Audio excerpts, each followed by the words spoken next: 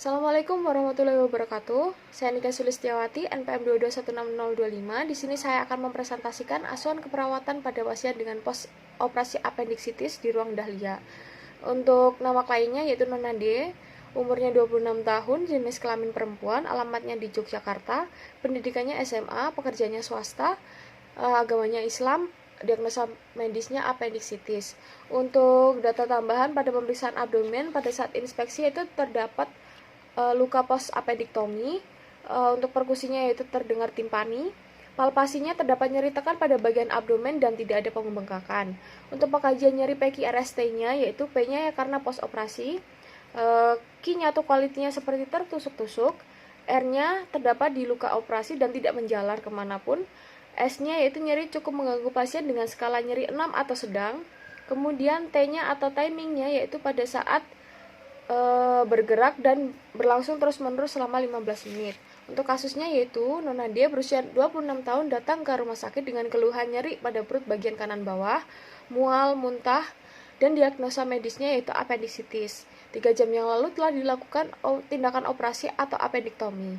Setelah operasi, Nona D mengeluhkan nyeri seperti tertusuk-tusuk di luka operasi. Nyeri akan semakin terasa saat bergerak. Nyeri akan semakin terasa pada saat bergerak dan berlangsung terus-menerus selama 15 menit.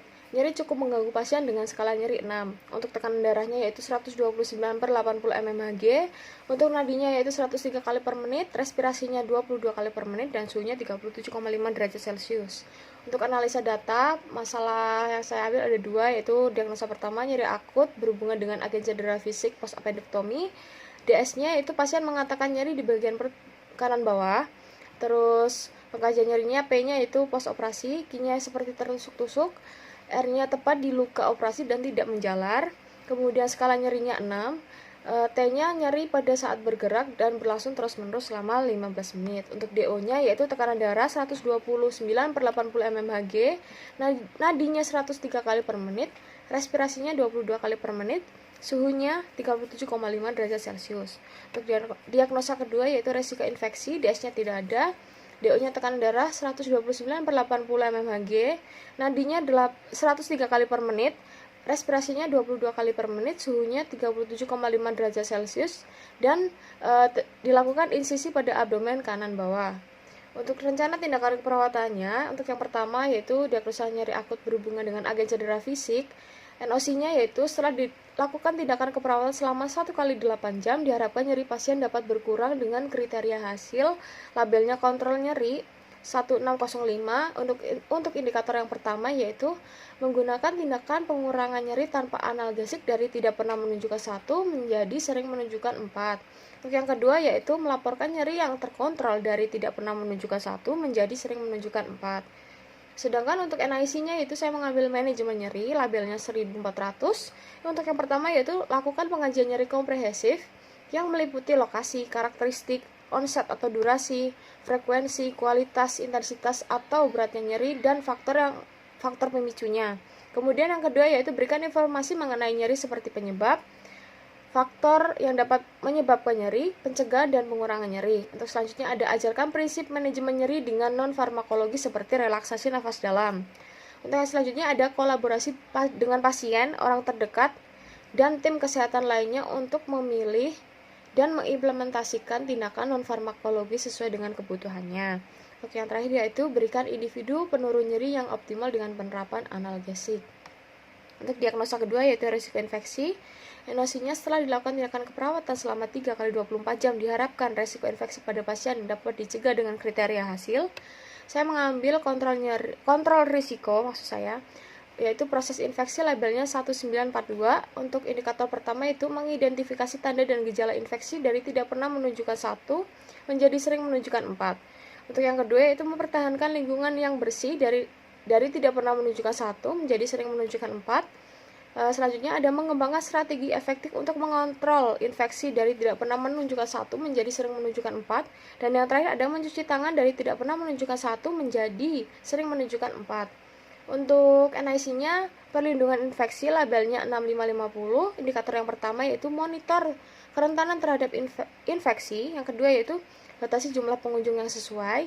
Yang ketiga ada periksa kondisi setiap sayatan bedah atau luka Selanjutnya ada instruksikan pasien untuk minum obat antibiotik yang diresepkan.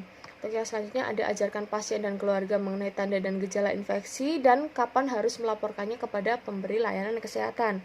Untuk yang selanjutnya dan yang terakhir adalah ajarkan pasien dan anggota keluarga bagaimana cara menghindari infeksi. Untuk implementasi keperawatannya, implementasi dari manajemen nyeri yaitu mengkaji nyeri secara komprehensif, memberikan informasi mengenai nyeri seperti penyebab nyeri, faktor yang dapat menyebabkan, pencegahan dan pengurangan nyeri, dan mengajarkan prinsip-prinsip manajemen nyeri dengan non-farmakologi seperti relaksasi nafas dalam, mengkolaborasikan dengan pasien orang terdekat dan tim kesehatan lainnya untuk memilih dan mengimplementasikan tindakan non-farmakologi sesuai kebutuhannya. Yang terakhir, memberikan individu penurun nyeri optimal dengan penerapan analgesik. Untuk evaluasinya, S-nya yaitu pasien mengatakan nyeri sedikit berkurang menjadi skala 5 atau sedang. O-nya, pasien masih tampak meringis namun masih bisa menahan nyerinya. A-nya, masalah belum teratasi dengan kriteria hasil.